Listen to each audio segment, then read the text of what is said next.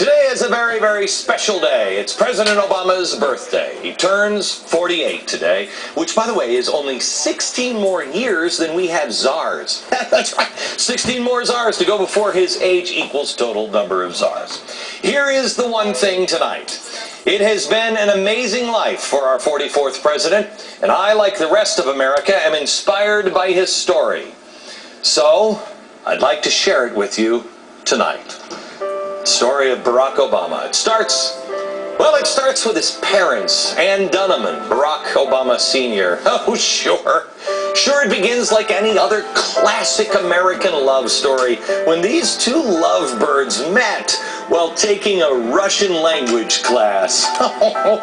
How many of our parents met there taking Russian back in 1960 at the height of the Cold War? Oh, I just can't count the numbers that met that way.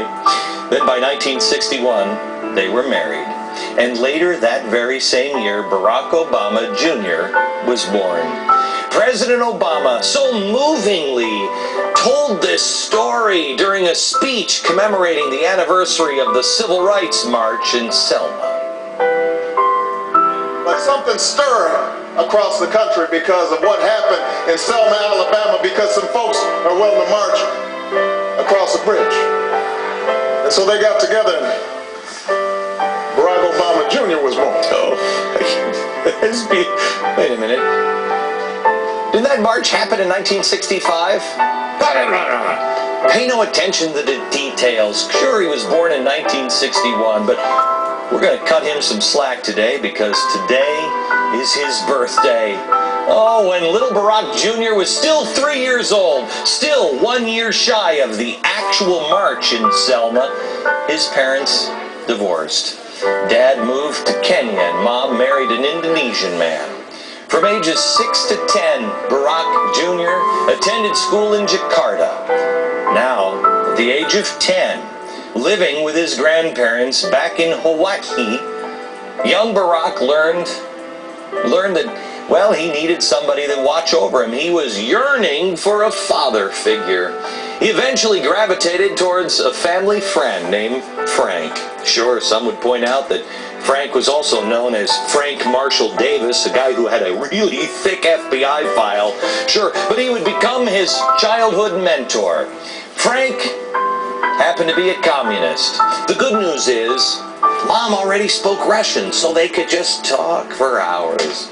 Nobody knows for sure what mentor and pupil talked about. Probably baseball or something else that teenage boys enjoy. But definitely not communist propaganda. But now, at 19, armed with a new world view and an eagerness to learn, Obama attended Columbia University. Of course, nothing ever bad comes out of Columbia. His mentor, Frank, would have been proud how he made use of his time there. Political discussions, the kind that at Occidental had once seemed so intense and purposeful, came to take on the flavor of the socialist conferences I sometimes attended at Cooper Union. Sure, when he wasn't attending socialist conferences, and by the way, I remind you, he is definitely not a socialist, he stayed on campus and chose his friends carefully. To avoid being mistaken for such a sellout, I chose my friends carefully. The more politically active black students, the foreign students, the Chicanos, the Marxist professors and structural feminists and punk rock performance poets. You know, once his Marxist professor friends completed his education, it was on to the real world. In his mid-20s, he moved to Chicago and became a community organizer. And while he was organizing things there, many friends and relationships budded. He met like-minded people like William Ayers. Ayers, one of the founding members of the Weather Underground, participated in the bombing of the Pentagon in 1972 and other bombings of government buildings. Oh, please. America, it's his birthday. Stop your hate-mongering. Have you ever heard of forgiveness? Have Have you not made a mistake yourself? Okay, sure, you didn't blow up the Pentagon, but haven't you made mistakes? Of course, we make mistakes and we own up to them. We claim that they were a mistake, and then we're forgiven and we move on. I don't regret anything I did to oppose the war. Anything I did to oppose the war, I don't regret. I wouldn't regret setting a bomb at a police station or setting a bomb at the Pentagon or the Capitol. You know, I don't look back on those things and regret them.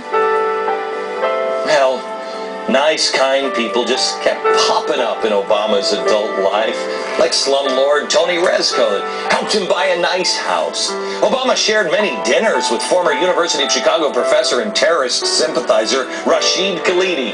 Obama thanked Khalidi for opening his eyes to the problems of the Palestinian and praised him in a send-off speech as Khalidi headed for Columbia University. About the same time, Obama also sought a relationship with God, and he eventually settled down with a quaint little Chicago church where his worldview continued to sprout. The government gives them the drugs, builds bigger prisons, passes a 3-strike law, and then wants us to sing God Bless America? No, no, no. Not God Bless America. God damn America. That's in the Bible for killing innocent people. I've looked in the Bible, but I'm still looking and just poring over the scriptures every day to find that. But life was turning out grand for President Obama. A communist family mentor, super radical friends, a wonderful church. Could life get any better? Could it?